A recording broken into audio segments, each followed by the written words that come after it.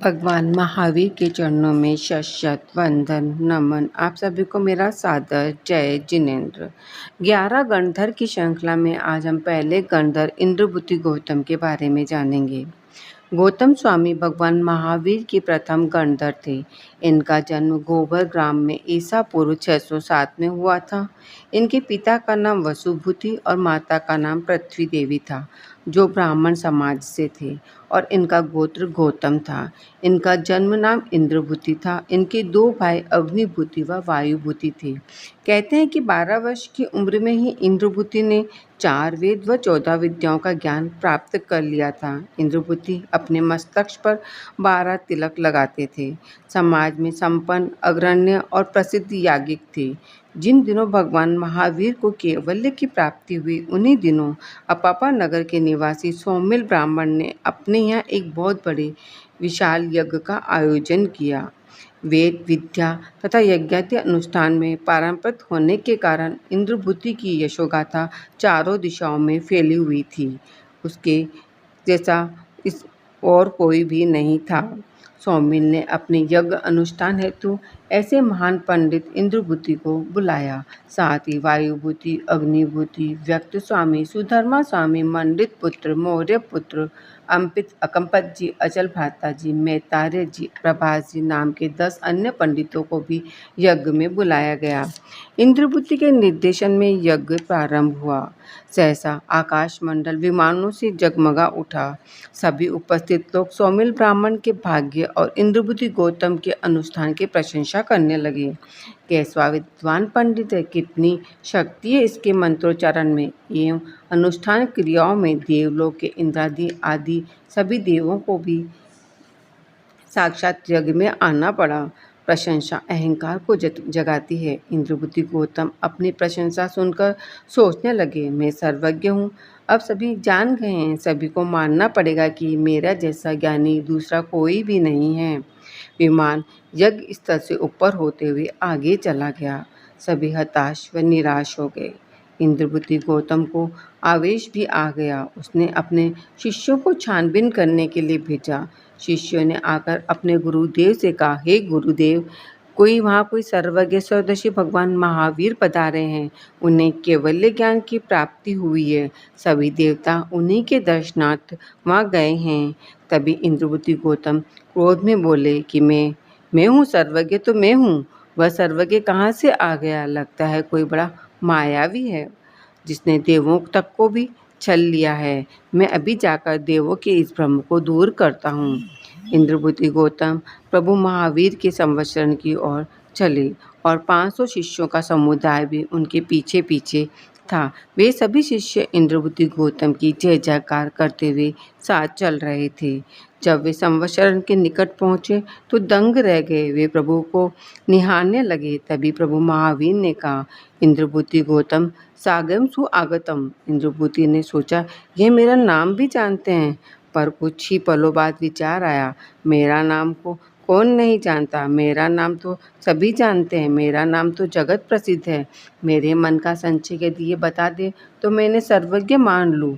इंद्रभूति यह सोच ही रहे थे कि तभी प्रभु बोले, गौतम, क्या तुम्हारे मन में यह शंका है कि आत्मा का अस्तित्व है या नहीं? गौतम भाव विभोर हो गए।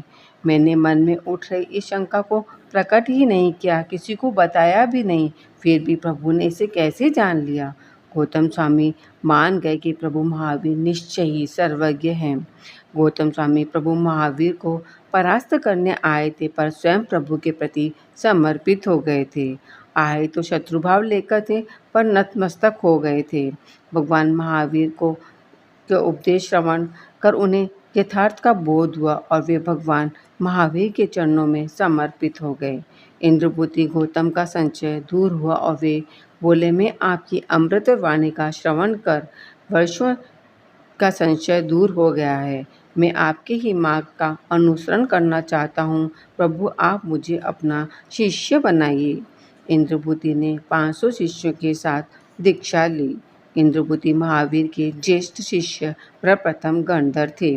संवत्सर में भगवान महावीर से गौतम स्वामी अनेक प्रश्न पूछते हैं और प्रभु महावीर सभी प्रश्नों का समाधान देते हैं। जैन दर्शन का एक प्रमुख ग्रंथ भगवती सूत्र 36,000 प्रश्नों का महासंग्रह है। इसे जैन सिद्धांत का अक्षर कोश भी कहा जा सकता है। इस ग्रंथ में जो प्रश्न पूछे गए हैं लगभग सभी गौतम स्वामी द्वारा पूछे गए हैं। गौतम स्वामी स्वयं 14 पूर्वों के ज्ञाता व 4 ज्ञान के धारक थे। ऐसा नहीं कहा जा सकता कि उन सभी प्रश्नों का उत्तर उन्हें नहीं आते थे, क्योंकि उनमें बहुत सारे साधारण प्रश्न भी थे। उनका यही अभिप्राय हो सकता है कि भगवान की वाणी जन साधारण तक सरल व स्पष्ट शब्दों में पहुँचे तथा उनकी हमारी जिज्ञासाओं का स्वतः ही समाधान हो जाए।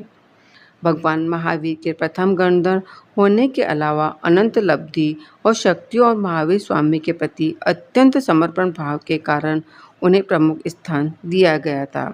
इसलिए कहा जा गया है, अंगूठे अमृत बरसे लब्धि तना भंडार, श्री गुरु गौतम सुमरिये वांछित फल दातार। सूर्य के प्रकाश के सहारे पर्वत पर चढ़ गए थे। उन्होंने खाली पात्र में थोड़ी सी खीर लेकर 1500 तापसों को भोजन करवाया था। गौतम स्वामी ने सभी 1500 तापस प्रभावित हुए और सभी ने भगवान महावीर से दीक्षा लेने का फैसला किया। गौतम स्वामी के हजारों शिष्य थे, फिर भी उनको बिल्कुल भी अभिमान नहीं था। आनंद श्रावक के यहाँ मिच्छामि दुक्कडम अर्थात माफ़ी मांगने भी गए। अनेक शिष्यों के केवल ज्ञान प्राप्त हो गया था, लेकिन गौतम स्वामी अभी भी इसे प्राप्त करने में असमर्थ थे। उन्हें चिंता थी कि वे कभी केवल ज्ञान प्राप्त भी कर पाएंगे या नहीं। एक दिन गौतम स्वामी प्रभु महावीर से पूछा, जिन्होंने भी दीक्षा ली उनमें से अधिकांश ने केवल ज्ञान प्राप्त कर लिया है। मैं इतना बदनसीब क्यों हूँ कि मैं केवल ज्ञान प्राप्त करने में सक्षम नहीं हूँ। भगवान महावीर ने उत्तर दिया, तुम मुझसे बहुत अधिक स्नेह करते हो। केवल ज्ञान प्राप्त करने के लिए तुम्हें आसक्ति पर विजय प्राप्त करनी होगी। जब तक तुम मेरे प्रति आसक्ति नहीं छोड़ोगे, तुम्हें केवल ज्ञान प्राप्त करना संभव नहीं है।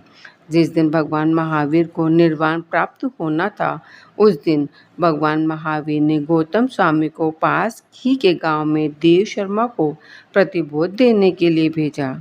दूसरे दिन जब वह देव शर्मा को प्रतिबोध देकर लौट रहे थे तो देवताओं को आते देखा तो सोचा, ये देव आज कहाँ जा रहे हैं और ये उदास क्यों हैं।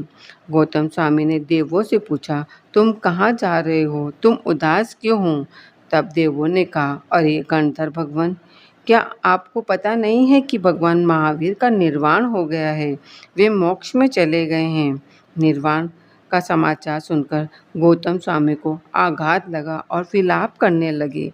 प्रभु को पता था ऐसा होने वाला है, तो उन्होंने मुझे देव शर्मा को प्रतिबोध देने क्यों भेजा।